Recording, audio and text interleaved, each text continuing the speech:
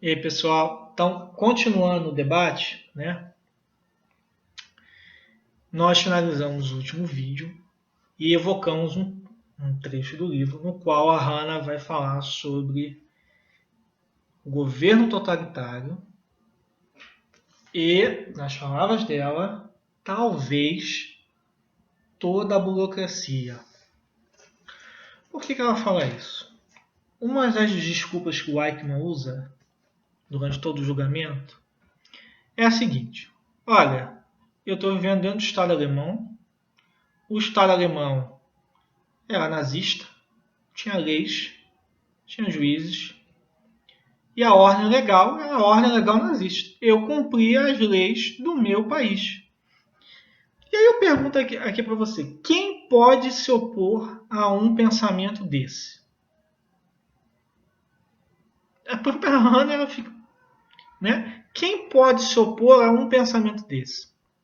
Ele cumpre as regras do país dele.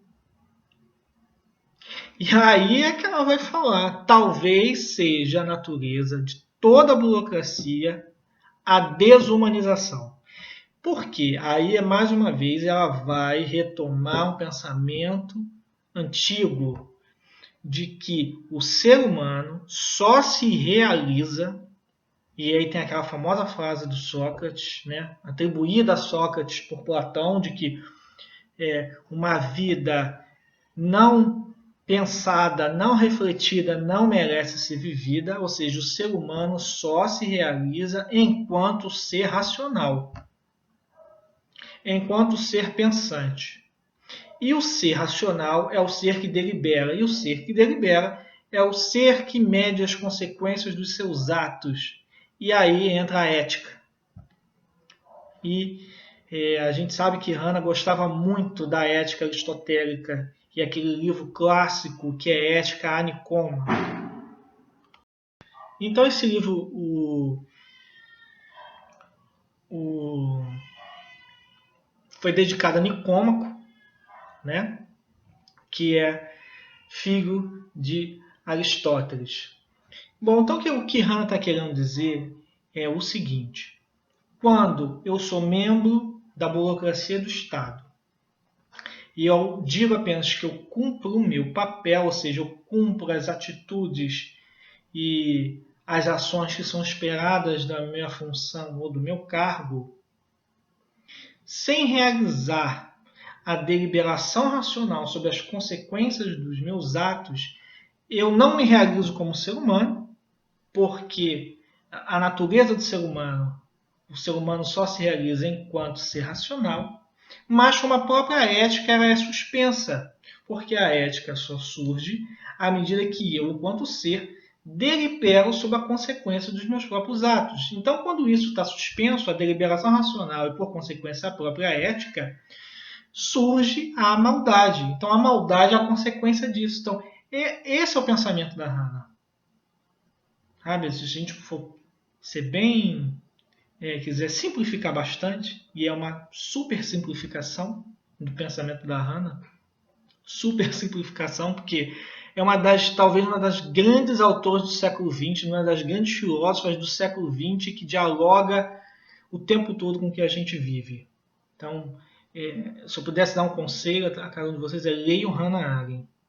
Leiam, não fiquem só presos nos vídeos, que há vários na internet, mas leiam. Bom, então essa é o relacionamento, é a relação que Hannah vai buscar entre a maldade e a ausência da deliberação racional e da suspensão da ética. Então, é isso que ela quer dizer nesse trecho. A desumanização, ou seja, aquilo que desfaz a humanidade, aquilo que rompe o caráter humano das gerações, é a ausência de deliberação racional. Medir a consequência dos atos. E Eichmann, em todo o livro, todo o seu testemunho, é isso que ele vai falar. Eu cumpri as regras do meu Estado. E venhamos e convenhamos. Se os alemães tivessem vencido a guerra,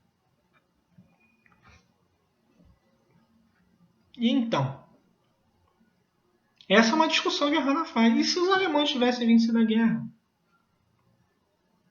Será que os crimes contra os nazistas, toda a lei de crimes, né, o Tribunal de Nuremberg, tudo isso teria acontecido? Que a gente não pode também se equivocar que a justiça que foi feita depois é a justiça do vencedor. Né? O Tribunal de Nuremberg é a justiça do vencedor. E os tribunais em Jerusalém também ainda a gente está falando de uma nação estrangeira. Né? A Hannah discute isso no livro, eu até comentei isso no vídeo anterior, né? Sobre a legalidade desses julgamentos. Tá?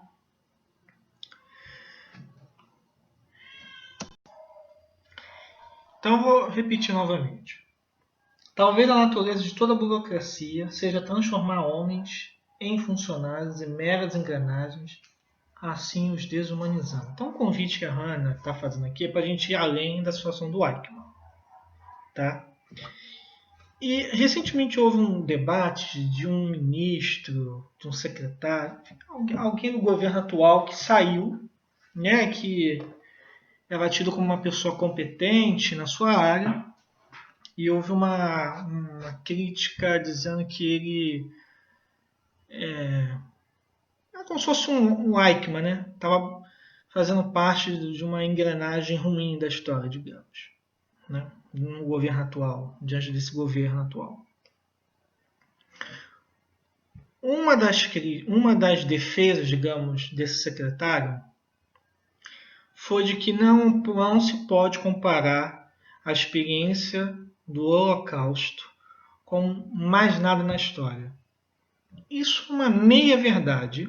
Inclusive, não é autorizado pela Hannah Arendt. Inclusive, esse próprio trecho deixa bem claro que é ela que está falando isso aqui. Ó.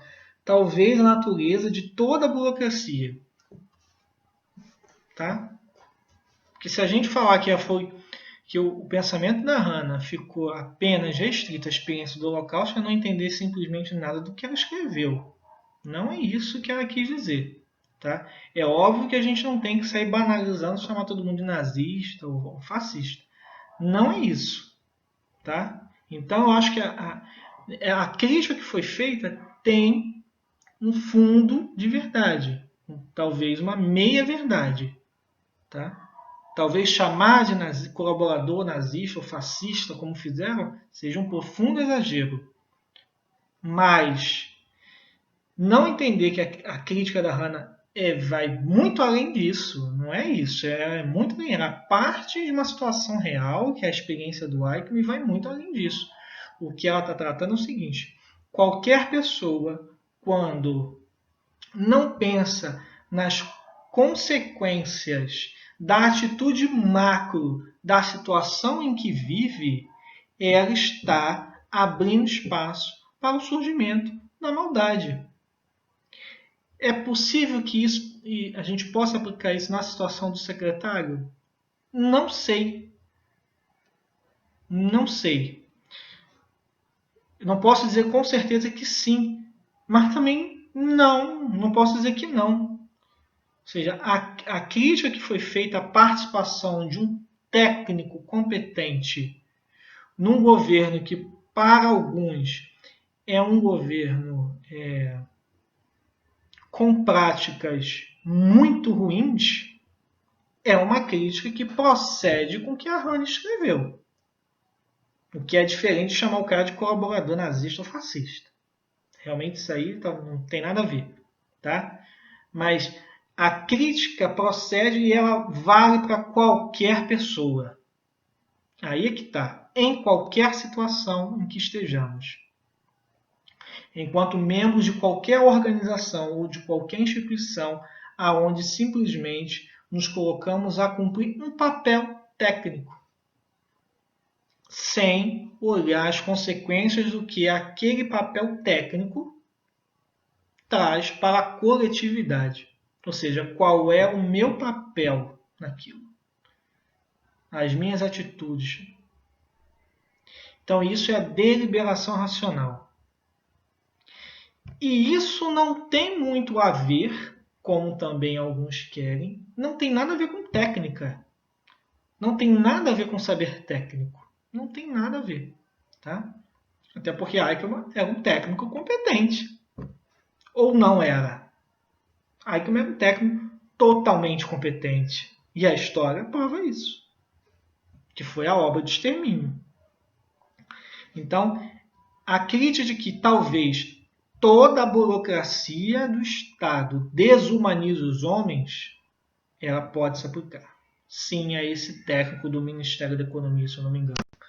Então, a questão da desumanização de um agente estatal ou agente, e aí a gente pode extrapolar um agente de qualquer instituição, ele vai além da questão nazista. Tá? E isso tem a ver com a reflexão que a Hannah vai fazer sobre a maldade. O que é maldade, como a maldade se estrutura nas nossas vidas, qual é a relação entre a consequência sobre a ausência da deliberação racional, a ausência, portanto, de ética e o surgimento da maldade. Então, esse conceito da desumanização, ou seja, o Estado desumaniza-nos e com isso permite que surja o pior dos males. Pior dos males, que é o mal provocado pelo próprio Estado. E isso dialoga muito com os nossos dias. Porque quando a gente tem crianças aqui no Rio de Janeiro, dezenas de crianças só em 2020 que foram mortas nas suas casas por conta de tiroteios, então diante dessa catástrofe, por exemplo, no Rio de Janeiro, a gente se põe a pensar. Né? Então, essa é a reflexão mais interessante, né? Do nosso papel enquanto cidadãos vivendo num Estado, do nosso papel enquanto agentes do próprio Estado, na maioria das vezes, nós permitimos que a maldade surja. E a pior da maldade é a maldade estatal, a violência do Estado. Né? E isso a gente vê profundamente numa favela, né? Numa comunidade, que é o termo que o pessoal gosta de falar, mas são as favelas. Né? E aí a gente vê de uma forma muito clara e evidente, não só favelas, periferia, né?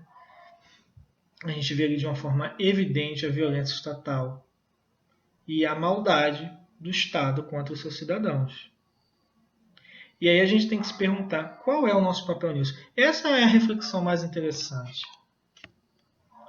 Qual é o nosso papel nisso? Ficar chamando fulano de nazista assim, não leva ninguém a lugar nenhum. A questão é a gente perceber qual é o nosso papel no surgimento da maldade cotidiana. Porque, e essa foi uma crítica, a crítica feita a esse técnico do Ministério da Economia, né? Na defesa, foi feito que isso não, a gente não pode falar isso porque a experiência do Holocausto era inimaginável. Isso é óbvio. Mas não é disso que se trata a reflexão da Hannah Arendt. A reflexão da Hannah Arendt trata de como o mal surge no nosso cotidiano. E por isso o nome é banalidade do mal. E não exclusividade do mal. Se fosse só a experiência do Holocausto, a gente falaria exclusividade do mal. A gente não está falando disso, está falando da banalidade do mal. Então, quando ela fala sobre talvez a natureza de toda a burocracia seja desumanizar os homens, isso é uma profunda verdade que a gente vê no nosso todo dia a dia. Qual o papel de um fiscal? Qual o papel de um agente, como um policial, ou um juiz, ou um professor, ou um guarda, ou alguém que simplesmente está no escritório? Será que todos nós medimos as consequências dos nossos atos ou simplesmente cumprimos o papel que somos pagos para fazer? Que é o que Eichmann também vai dizer. Eichmann diz isso. Eichmann diz: eu não era antissemita. Eu não tinha ódio nenhum pelos judeus. Só cumpri meu papel. Quantos não falam isso em outras situações, dizendo que apenas cumpriram o seu papel, sem medir a consequência dos seus próprios atos? Então é aí que surge a maldade. É aí que está a maldade no pensamento da Hannah Arendt. A estrutura da maldade surge da ausência da deliberação racional no nosso cotidiano. E aí é que a maldade se instala no nosso cotidiano e ela se torna banal. E aí a gente não tem como lutar contra isso. E aí, mais uma vez, ela vai fazer uma retomada ao pensamento antigo. É só através da reflexão, da autorreflexão, que nós podemos romper o signo e o círculo da maldade. Sem isso, é impossível. A maldade ela se instala de uma tal forma nas nossas vidas que ela é normal. A gente não consegue ver aquilo sob um outro olhar. Então desaparece a empatia. A gente não consegue olhar aquela situação sob um outro olhar que não aquele mais. Que um dos grandes papéis da deliberação racional e da ética é colocar-nos no lugar do outro. Quando nos colocamos no lugar do outro, e isso é um papel da deliberação, é da razão, é a razão que faz isso. É o intelecto que faz esse papel de colocar a nossa personalidade no papel de uma outra personalidade e imaginar-se naquela situação e se eu gostaria de passar por essa situação. Isso só surge em alguém imbuído de autorreflexão. Então a obra da Hannah ela é voltada à obra, apesar de ter um substrato bíblico, ela dialoga muito com a ideia de autonomia e autorreflexão. Então a grande pergunta que a Hannah nos faz é: nós somos cúmplices do mal? E aí cada um, na sua autorreflexão, pode meditar sobre isso. Então a gente fica por aqui, gente. Forte abraço para todos.